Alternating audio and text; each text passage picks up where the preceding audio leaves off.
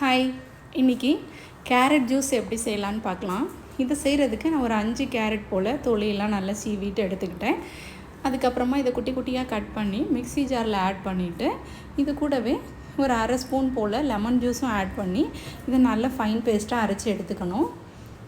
கண்ட ஜூஸ்லாம் வாங்கி குடிக்கிறதுக்கு பதிலாக இந்த மாதிரி கேரட்டு, பீட்ரூட் இந்த மாதிரி ஃப்ரெஷ் ஜூஸ் நம்ம அடித்து குடிக்கும்போது நம்ம உடம்புக்கு ரொம்பவே நல்லது. இதை நல்லா இந்த மாதிரி அரைச்சி எடுத்துகிட்டு நல்லா ஃபில்ட்ரு பண்ணிக்கணும்.